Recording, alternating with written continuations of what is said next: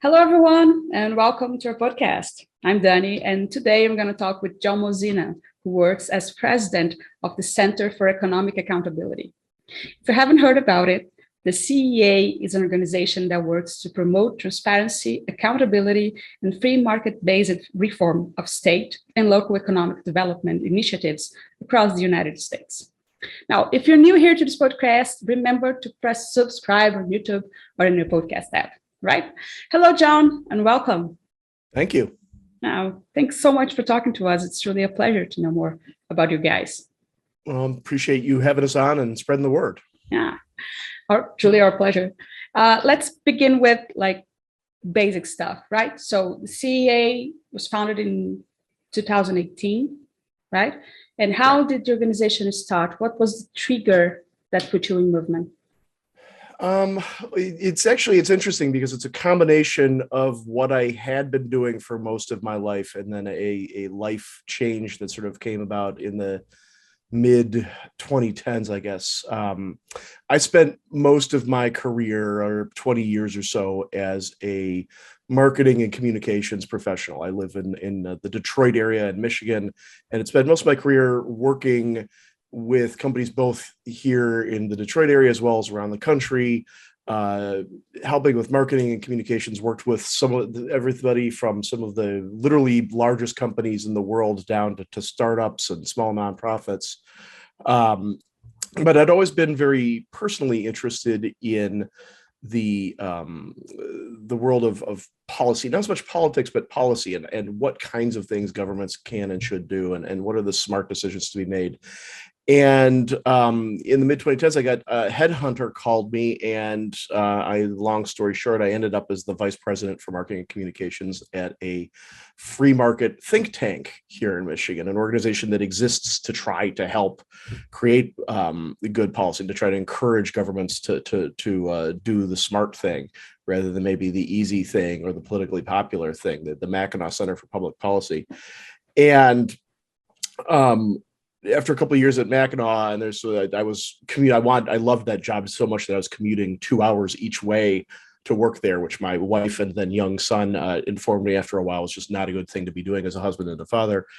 I wanted to find something that was meaningful to me, that a policy area that I could work in, but also I was interested in combining the work that I'd done in my past life, which involved a lot of times I worked with economic development agencies. I worked with companies that were getting, the kinds of tax breaks and subsidies and the like that you see in the news all the time, especially here in the United States, where it's far more common than it is in many other parts of the world, of a mayor or a governor will announce that we are, giving an incentive to this company to come to our town, to come to our state and to create jobs. And they're going to get millions or sometimes even billions of dollars in either tax breaks or direct payments from the government in order to come here. And the argument is like, well, we'll pay them, or we'll give them a break on the taxes to come here, and it'll be good for everybody because they're creating jobs. And I was on the other side of that a lot. I was running the press conferences where governors and mayors were saying this. I was working at the economic development agencies, talking up what was going on.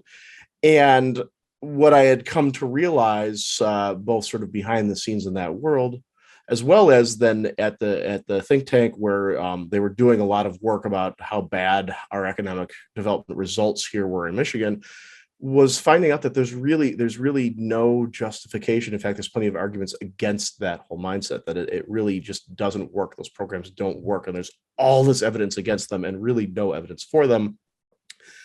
And what I came to realize was that one of the problems is that people believe the idea that these subsidies create jobs. They believe that if it weren't for these kinds of subsidies and these tax breaks and these incentives, that all the jobs are going to go someplace else, and we have to do them. The state next door is doing them. If we don't, we're going to lose.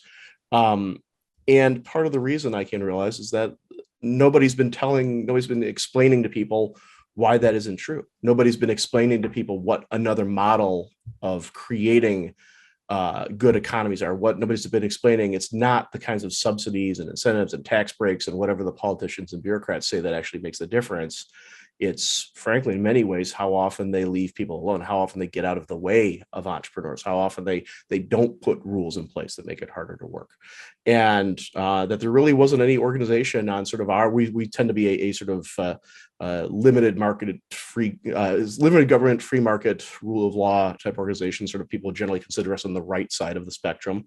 And there's really no group on our side that was really devoted to making that case. And so I and some people who felt similarly said, there's a role for somebody out there to really be focused on this topic and really be dedicated to the idea of trying to make the case against sort of the top-down subsidy-driven model, and for a freer market, lighter regulatory touch, more open model of economic development. And we said to start an organization and get moving, and here we are now, coming up on 4 years later. Wow, thank you for sharing all those details. I think it's really a great perspective from where you began, and it truly makes sense to think of the way and the path that CEA is actually following right now. And first things, I'm pretty new to this world of the think tanks. And right now, I think this is just one great thing that we need to have in every country, because it's hard for us, just citizens that are working in different areas, try to figure out the exact impact that government decisions and the relations between the private sector with the public sector have in our daily lives. So having people to stop, think, analyze, and write down like a critic about it, I feel like it's more than ever vital, right? And it really is. And a good example of this is I have the privilege of our organization is a member of a international organization called Atlas Network, which is sort of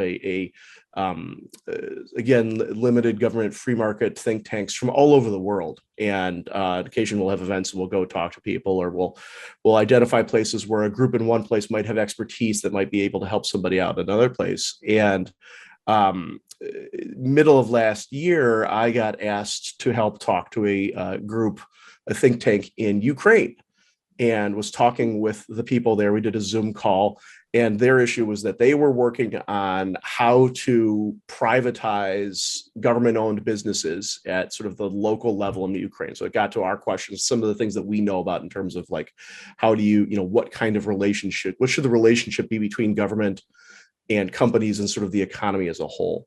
And what they were trying to do was they were trying to figure out how could they avoid some of the same mistakes that Russia had made. We hear a lot of talk these days about the Russian oligarchs and how they all became these multi-billionaires because of they got a hold of a formerly government-owned business, and that made them incredibly wealthy. And these people in Ukraine we're trying to figure out, how do we not make that same mistake? How do we privatize these government-owned businesses? How do we get them out of the hands of the government so they become functional and valuable, and that they keep employing people in our communities, but do it in a way that doesn't end up with just sort of the next generation of these people? And they'd had some problems with that in Ukraine already.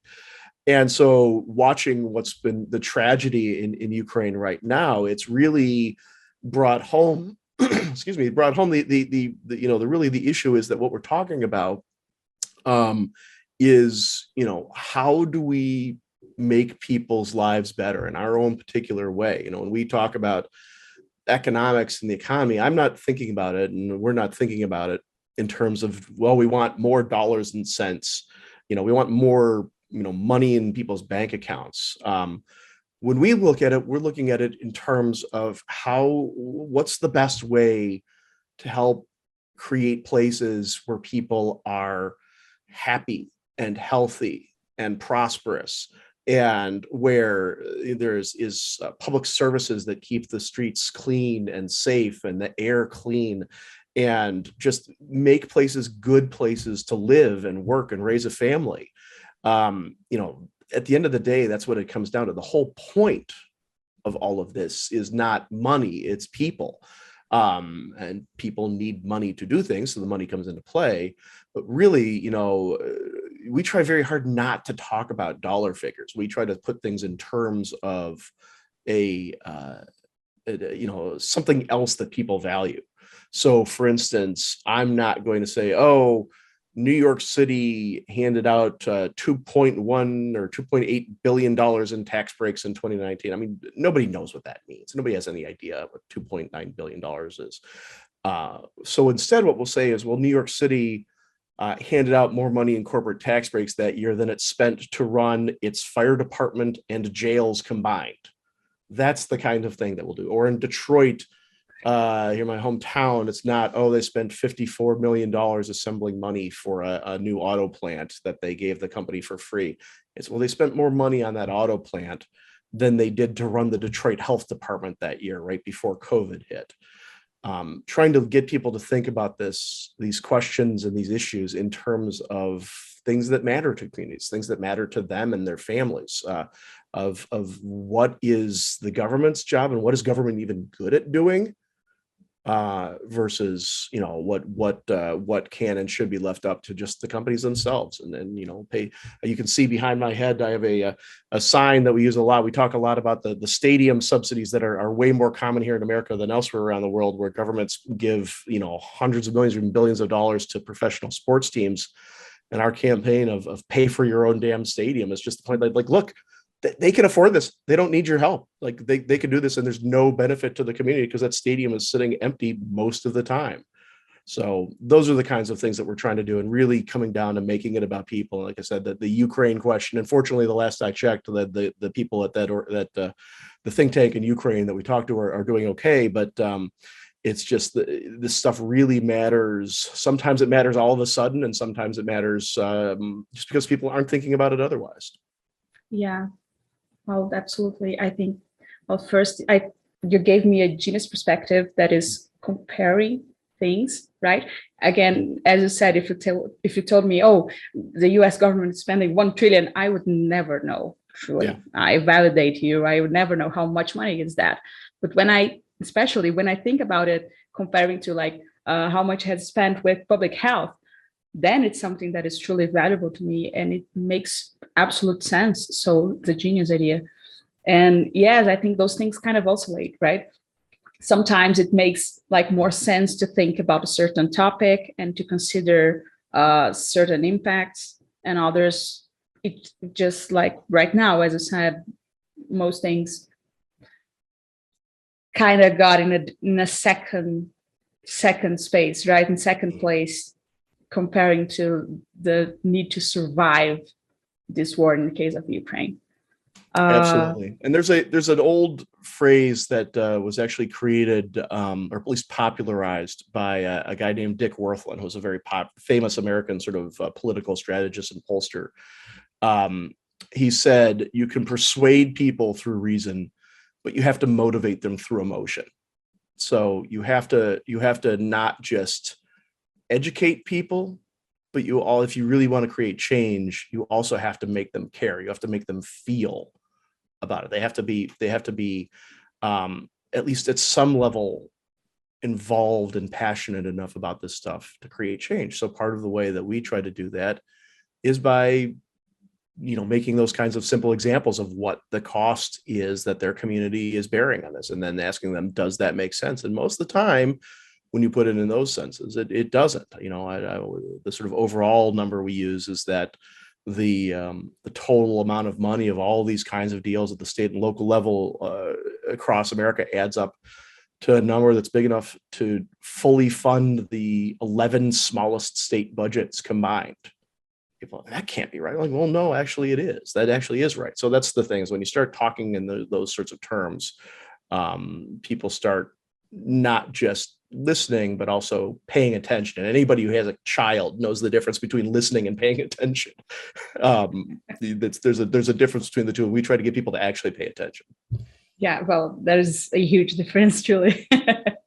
Now, if you don't mind, just to change the focus a little bit, when I was doing some research on your work and looking through your website, I bumped into this skeptical journalist guide to covering economic development.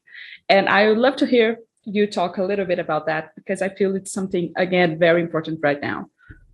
Yeah, and that comes to me actually going back again to my own personal experiences. I started out my career she's at this point 30 plus years ago, as a reporter. And I'd sort of growing up, that was like the job I'd always wanted, and I loved it, but I sort of ended up falling into public relations sort of unexpectedly and staying there.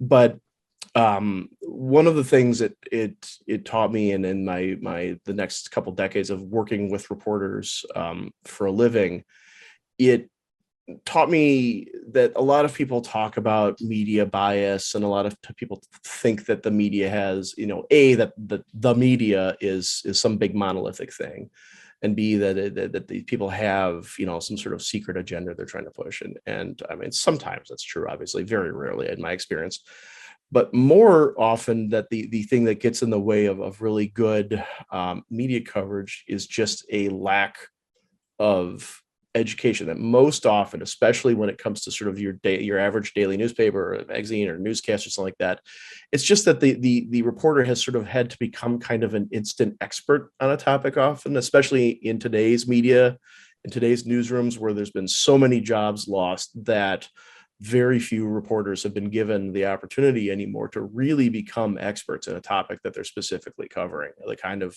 experience of being able to sit there and really be, really dug into the beat and really know what they're talking about. And one of the results of that is that we found is that when it comes to our area of economic development policy, what tends to happen is that, the government, the mayor or the governor's office, whoever it is, the economic development agency, has a press release talking about jobs are being created and look at all these wonderful benefits. And the company's got a press release talking about what they're going to be doing and how wonderful it is. And because that's all that the reporters hear about, that's what the story says. The story is basically, here comes subsidy. It's going to be wonderful. Look at all these jobs are being created. Isn't this great? This is a triumph. This is a win for our city, our state. And there's just, they haven't ever learned to ask the questions that would start making the readers, making their listeners or viewers question that. There's not the context of, wait a second. So in the past, you've said all these things about job creation. What are your actual results looked like? And in many places where there's been, official state audits, it's, a third of the jobs that have been created have gone to us. They've never asked questions about, well, were you really going to move someplace else if it weren't for this subsidy? We've examples of major companies getting subsidies that were like less than a day's worth of revenue spread out over 30 years. And it's a huge amount of money, because if for a company like, say, Apple, which got recently 830 something million from North Carolina, that sounds like a lot of money. It's a lot of money for North Carolina's budget. But Apple makes more than $1 billion a day. The subsidy is getting spread over 30 years. It's not changing Apple's decision about where to locate a major facility. They're just taking the money because it's there. So asking those sorts of questions. So what we decided to do was, rather than go one by one to reporters and try to pick at them for getting the story wrong, to instead invest in building a tool. We call it the Skeptical Reporter's Guide to Covering Economic Development, that gives them the background, that gives them the skepticism, that points out where in these like economic impact statements that get created, where the games get played with the numbers.